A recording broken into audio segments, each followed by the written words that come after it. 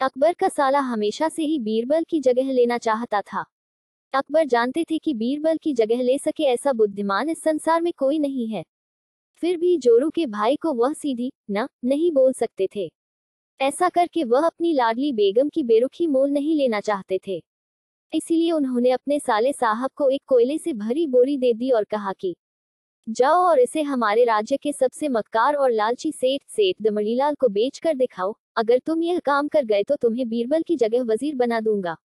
अकबर की इस अजीब शर्त को सुनकर साला अचंभे में पड़ गया।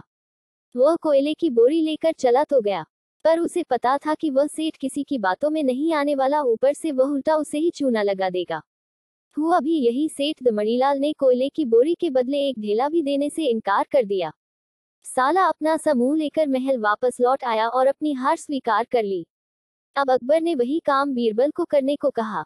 बीरबल कुछ सोचे और फिर बोले कि सेठ दमड़ीलाल जैसे मक्कार और लालची सेठ को यह कोयले की बोरी क्या मैं सिर्फ कोयले का एक टुकड़ा ही 10,000 रुपए में बेच आऊंगा। यह बोलकर वह तुरंत वहां से रवाना हो गए।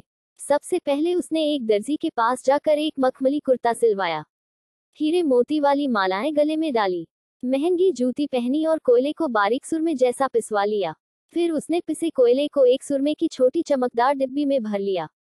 इसके बाद बीरबल ने अपना भेष बदल लिया और एक मेहमान घर में रुककर इश्तिहार दे दिया कि बगदाद से बड़े शेख आए हैं जो करिश्माई सुरमा बेचते हैं, जिसे आंखों में लगाने से मरे हुए पूर्वज दिख जाते हैं और यदि उन्होंने कहीं कोई धन गाड़ा है तो उसका पता बताते हैं।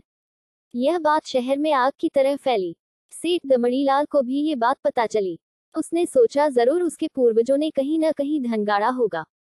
उसने तुरंत शेख बने बीरबल से संपर्क किया और सुरमे की डिब्बी खरीदने की पेशकश की। शेख ने डिब्बी के 20,000 रुपये मांगे और मोल भाव करते करते 10,000 में बात तय हुई। पर सेठ भी होशियार था। उसने कहा मैं अभी तुरंत ये सुरमा लगाऊंगा और अगर मुझे मेरे पूर्वज नहीं दिखे तो मैं पैसे वापस ले लूंगा।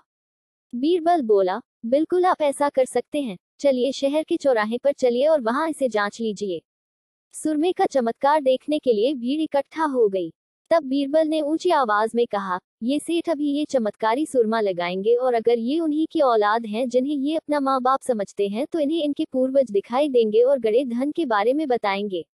लेकिन अगर आपके माँ बाप में से किसी ने भी बेईमानी की होगी और आप उनकी असल औलाद नहीं होंगे तो आपको कुछ भी नहीं दिखेगा। और ऐसा कहते ही बीरबल ने सेठ की आंखों में सुरमा लगा दिया। फिर क्या था, सिर खुजाते हुए सेठ ने आंखें खोली। अब दिखना तो कुछ था नहीं, पर सेठ करे भी तो क्या करे। अपनी इज्जत बचाने के लिए सेठ ने 10,000 बीरबल के हाथ थमा दिए और मुंह फुलाते हुए आगे बढ़ गए। बीरबल फौरन अकबर के पास पहुंचे और रुपये थमाते हुए सारी कहानी सुना दी। अकबर का साला बिना कुछ कहे अपने घर लौट गया और अकबर बीरबल एक दूसरे को देखकर मंद मंद मुस्काने लगे। इस किस्से के बाद फिर कभी अकबर के साले ने बीरबल का स्थान नहीं मांगा।